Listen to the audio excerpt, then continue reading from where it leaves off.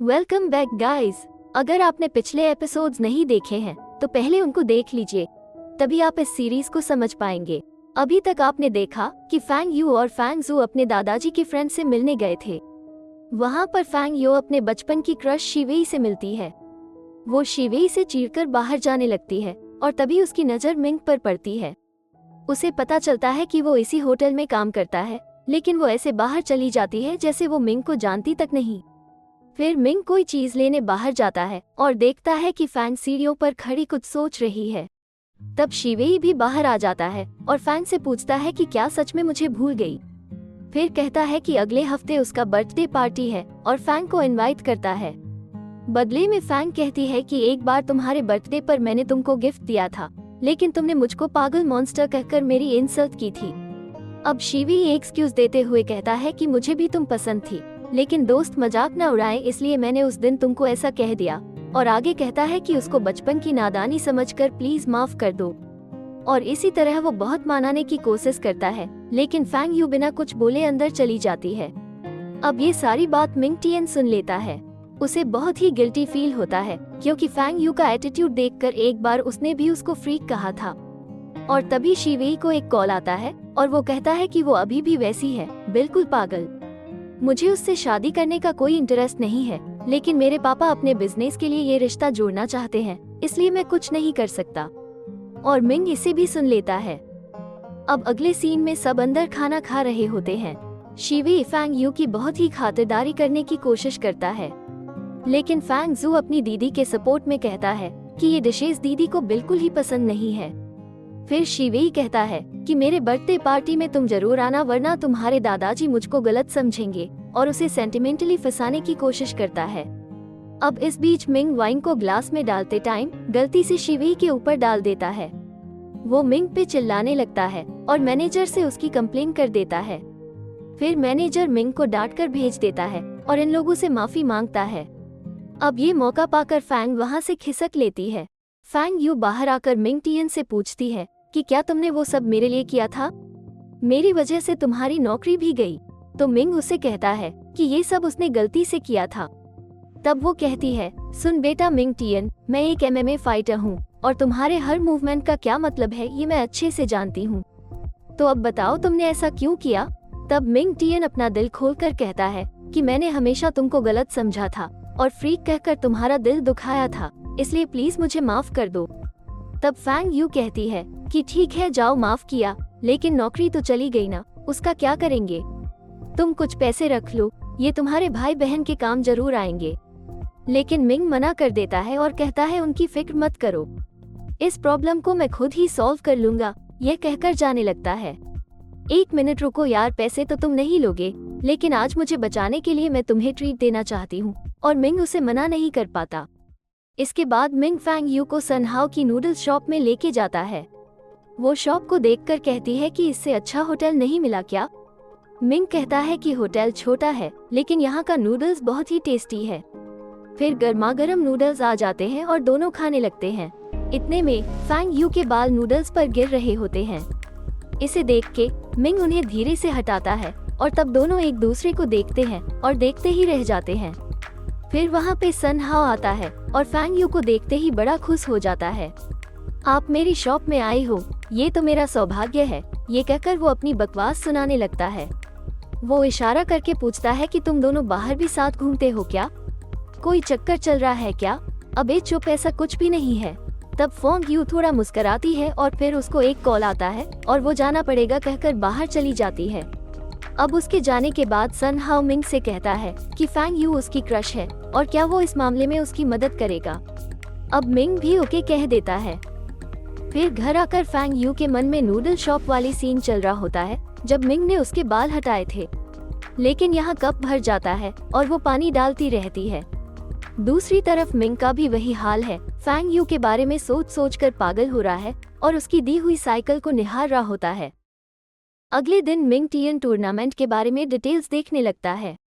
वो देखता है कि ऐसी रिंग के अंदर फाइट करना होगा और इसमें किसी भी तरह की पंचेस अलाउड नहीं है। तब शाओमी और मिया आकर कहती है कि तुम घबराओ मत, वैसे तो तुम बहुत तेज भागते हो, इसलिए तुम अपने ओपोनेंट को लगातार डॉज करते रहना। और जब वो थक जाएगा तो तुम उस पर अटैक कर देना। हम तुम्हें इस बारे में ट्रेनिंग भी देंगे। और फिर उन दोनों में फाइटिंग शुरू हो जाती है कि मिंग को ट्रेनिंग कौन देगा। इसके बाद कैफेटेरिया में सब मिलकर खाना खा रहे होते हैं। तभी फैंग यू मिंग टियन से कहती है कि तुम यह वाले फूड्स खाया करो, इनमें ज्यादा प्रोटीन होता है। ये सुनकर तो मिया को बहुत ही जलन होती है और कहती है कि मिंग को ये सब बिल्कुल भी पसंद नहीं, वो बस तुम्हारी बातों को सुनकर शर्मा रहा है। और तभी सन हाओ अपना मुंह खोल देता है और कहता है कि ये कब से शर्माने लगा, कल ही तो ये दोनों मेरे होटल में नूडल्स खाने आए थे। अब ये सुनकर तो शाओमी और मिया को करंट वाला शौक लगता है, यार तू मुझे छोड़कर नूडल्स खाने चले गई। मिया को तो कुछ ज्यादा ही शौक लग जाता है। मिंग सोचता है कि यार कोई इसके मुंह पर ताला लगाओ, नहीं तो ये सब कुछ उगल देगा। फिर मिंग बात टालते हुए कहता है कि दोनों अलग अलग गए थे और वहाँ पर बाय चांस मिल गए। लेकिन सन हाओ का मुंह उसके कंट्रोल में नहीं होता और वो फिर से कहता है कि तुमने तो कहा था कि तुम्हें फैंग यू किसी चीज की ट्रीट देने आई है। और यह सुनकर मिया का चेहरा पूरा ही लटक जाता है। फिर अहम वक्त पर मिंग को एक कॉल आता है कि मिंग का छोटा भाई अपने कराटे क्लास से कहीं भाग गया है। अब वो घर पर छोटू को ढूंढता है लेकिन वो कहीं पर नहीं मिलता। वहाँ देखते हैं कि फैंग यू कॉलेज खत्म करके घर जाने के लिए निकल रही होती है कि तभी छोटू आ जाता है। अब वो पूछती है कि क्या तुम अपने भाई को ढूंढ रहे हो? वो कहता है नहीं नहीं, मैं तो आपसे मिलने आया हूँ। अच्छा तो मुझसे मिलने आए हैं, ठीक है बताइए आपको क्या चाहिए? छोटू कहता है कि मेरे कराटे क्लास में सभी दोस्तों को आपसे मिलना है। और फिर वो छोटू के कराटे क्लास जाती है और मिंग को खबर कर देती है। वहाँ मिया मिंग को ढूंढ रही होती है जो अचानक से ही भाग गया था, लेकिन फिर भी उसे तसल्ली होती है कि मिंग अकेला ही कहीं गया होगा और फैंग यू उसके साथ नहीं गई होगी। उसी वक्त फैंग और मिंग उसके भाई बहन के साथ घर जा रहे होते हैं। तब वहाँ एक नया हॉट डॉग शॉप खुली होती है जहाँ गेम खेलकर जीतने वाले को 100 हॉट डॉग फ्री में दे रहे होते हैं। अनाउंसमेंट सुनकर दोनों बच्चे वहाँ भाग जाते हैं और इन दोनों को भी जाना पड़ता है। वहाँ शॉप ओनर कहती है कि यह एक कपल गेम है और सिर्फ 18 साल से ऊपर वालों के लिए है। अब इन बच्चों के खातिर दोनों को गेम खेलना पड़ता है। गेम यह है कि एक बाउल में आटा होगा और उसमें कुछ बॉल्स होंगे। इनको फूंक मारकर उन बॉल्स को बाहर निकालना होगा। अब दोनों बाउल के अंदर फूंकने लगते हैं और सारा आटा मुंह पर लग जाता है और दोनों की बहुत अच्छी केमिस्ट्री बनने लगती है। फिर बहुत कोशिश करने के बाद आखिर में वे लास्ट बॉल को बाहर करके गेम जीत जाते हैं। अब वहाँ से निकलकर दोनों एक दूसरे के चेहरे से आटा साफ कर रहे हैं और मिंग मन ही मन सोचता है कि यह बाहर से जितनी हार्ड दिखती है दिल से उतनी ही सॉफ्ट है। फिर हम देखते हैं कि शाओमी के पापा ग्वान यान के साथ बैठकर बातें कर रहे हैं। वे ग्वान को अपनी स्पेशल टिप्स देते हैं जो उन्होंने आज तक किसी से भी शेयर नहीं किया था। ग्वान को अपने बॉक्सिंग मूवमेंट सिखाने के लिए वे अपनी शर्त बताते हैं। शर्त यह है कि ग्वान को शाओमी से प्यार करना होगा क्योंकि वे जानते हैं कि ग्वान दिल का बहुत ही अच्छा है। लेकिन ग्वान कहता है कि एक्चुअली आपके कहने से पहले ही मुझे वो पसंद आ गई थी। और तब फ्लैशबैक में देखते हैं कि बहुत दिन पहले ग्वान लेट नाइट साइकिलिंग कर रहा था। तब शाओमी जी जान से अपनी प्रैक्टिस कर रही थी और इतनी देर रात सीरियसली प्रैक्टिस करते देखकर ग्वान बहुत ही इम्प्रेस हो गया था और उस पल से ही वो शाओमी से प्यार करने लगा था। इतना अच्छा और सच्चा लड़का अपनी बेटी के लिए पाकर पापा बहुत ही खुश होते हैं। इतने में शाओमी आकर पूछती है कि तुम फिर से पापा से ट्रेनिंग लेने आ गए? ठीक है, मैं रनिंग प्रैक्टिस के लिए जा रही हूँ। अब उसके पापा ग्वान यान को भी साथ ले जाने के लिए कहते हैं। फिर शाओमी न चाहते हुए भी ग्वान को अपने साथ लेकर जाती है।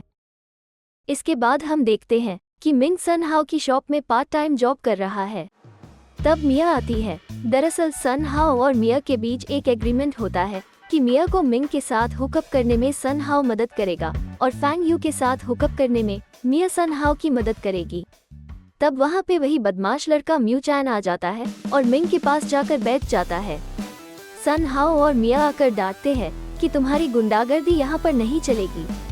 तब म्यू चैन कहता है कि मैं तो एक कस्टमर हूँ और मेरा खाना तो मिंग टियन ही लाएगा।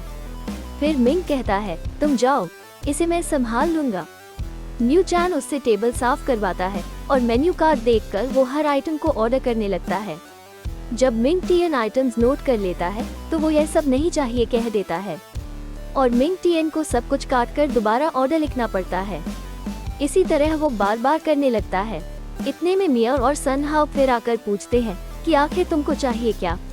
म्यू चान दोनों को जाने को कहता है, वरना सारे कस्टमर्स को यहाँ से भगा देगा। फिर वो दोनों कुछ कर नहीं पाते। फिर मिंग टियन बहुत ही शांत होकर सारी ऑर्डर्स नोट करता है, फिर उसका सारा खाना लाकर रख देता है। अब म्यू चान ये सब खाने से मना कर देता है और पैसे भी नहीं देगा, कहता है तुम ही पे कर लेना, मैं तो यहाँ तुम्हारी अकड़ कम करने आया था। क्या बच्चों, उस दिन तुम बहुत ही फुदक रहे थे ना, अब शुरू होगा असली गेम। इस तरह वो मिंग टियन को टॉर्चर कर रहा होता है और तभी अचानक से वहाँ पर गुआन यान आता है और उसको देखते ही म्यू चान के तो हाथ पैर कांपने लगते हैं। और इसी के साथ यह एपिसोड समाप्त होता है। सीरीज में आगे क्या होगा जानने के लिए हमारे साथ बने रहें। और यह सीरीज आपको क्यों इतनी अच्छी लग रही है, कमेंट करके जरूर बताइए। ऐसे ही और वीडियोस के लिए सब्सक्राइब करें और बेल आइकॉन दबाएं और चैनल को मदद करने के लिए लाइक करें। Thanks for watching.